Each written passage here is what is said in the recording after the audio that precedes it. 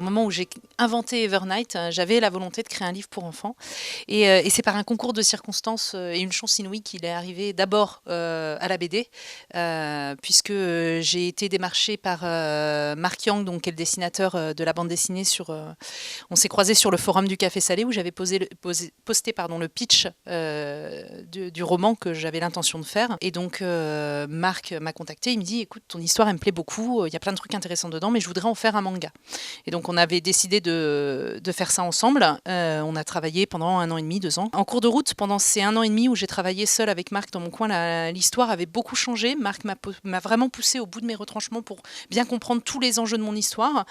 Donc du coup, j'ai été obligée non, c'est pas ça, mais il a fallu que je sorte tout ce que j'avais en tête pour l'étaler à plat pour qu'il puisse se l'accaparer, parce qu'il allait dessiner l'histoire, donc il fallait qu'il puisse se l'approprier.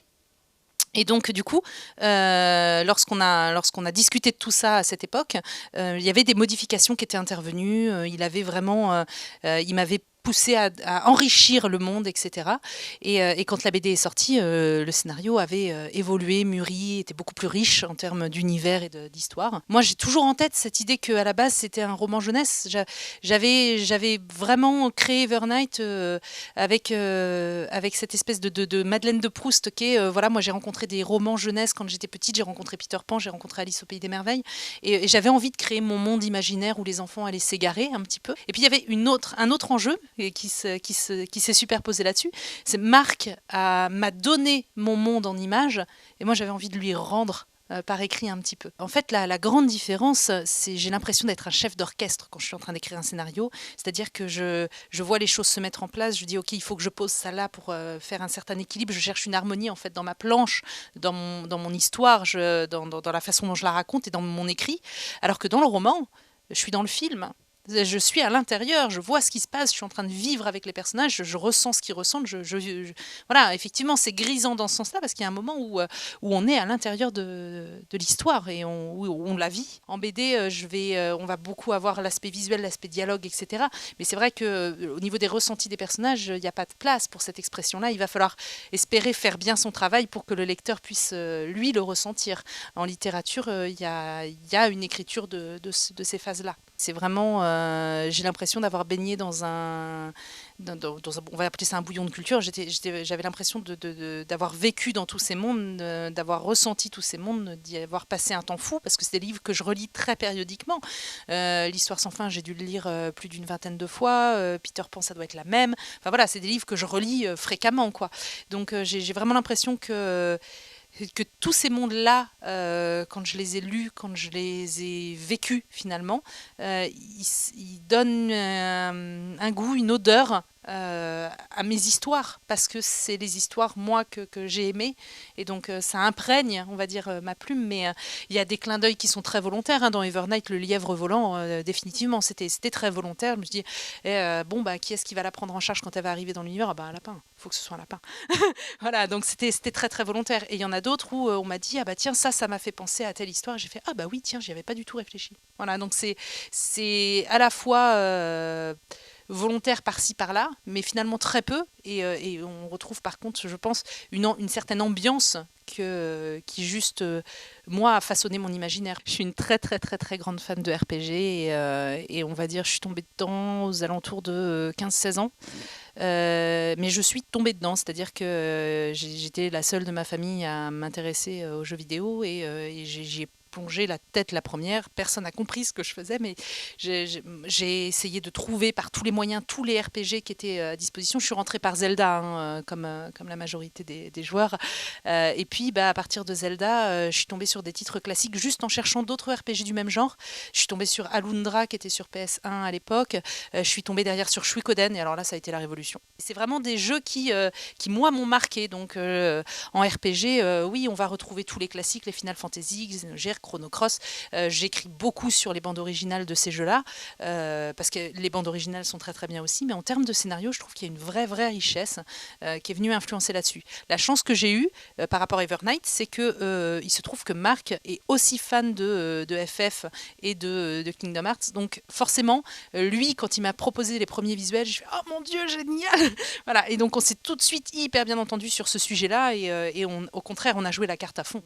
pour faire des descriptions, bien sûr, j'avais la base du dessin qui vraiment aide, d'autant plus que le visuel des différentes usines, c'est beaucoup Marc qui l'a travaillé. Mais pour faire une description, juste, je rentre dans le bâtiment, en fait, je me mets à la place du personnage et je regarde autour de moi. Et je raconte ce que je vois. Donc ça demande beaucoup de retravail derrière, parce que généralement, quand je relis le passage, il y a 20 millions de répétitions et 4 millions d'adjectifs. Mais une fois qu'on a réussi à épurer, voilà, je suis très contente de savoir qu'il reste ce côté visuel, parce que c'est vraiment comme ça que je travaille mes descriptions. Je rentre dans l'endroit et je vous raconte ce que je vois. Moi, je lis très très peu de littérature qui soit de la littérature de genre. J'en lis vraiment très très peu. Je lis même des grands classiques qui ont été décrits à leur époque. Hein. Je lis Les Trois Mousquetaires, ce genre de, mais du roman romanesque. Voilà, pour faire une phrase un petit peu. Voilà, c'est du roman d'aventure, hein, beaucoup. Et donc, c'est énormément ce qu'on retrouve dans le young adulte. Donc, du coup, maintenant, j'ai l'impression d'avoir une offre qui explose un petit peu et ça me fait très très plaisir. Fut un temps où les enfants lisaient, oui, Peter Pan, Alice au Pays des Merveilles, l'Histoire sans fin. Puis après, quand on était adulte, il fallait passer vers des littératures qui racontaient le monde réel, dans la vie réelle, avec des gens réels. Ça m'a jamais intéressée. Enfin, ni à écrire, en fait, ni à lire. C'est comme si ça me touchait pas. C'est assez atroce, parce qu'au contraire, c'est la réalité, donc on pourrait se dire que ça devrait me toucher plus, mais c'est pas le cas. Et donc, du coup, en fait, avec la percée du young adulte, j'ai l'impression que ça y est, on a le droit maintenant, même quand on est grand, de continuer à lire.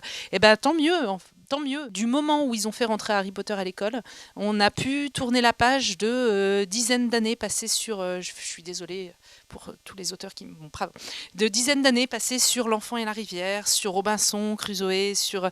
voilà. Et où tout le monde lisait la même chose tout le temps. Ça manquait un peu d'épique, ça manquait un peu de souffle, ça manquait un peu d'aventure, ça manquait de tout ça. Et donc, du coup, le fait de voir rentrer des romans d'aventure, de voir rentrer Harry Potter en premier, parce que c'est vraiment lui qui a ouvert la brèche en fait.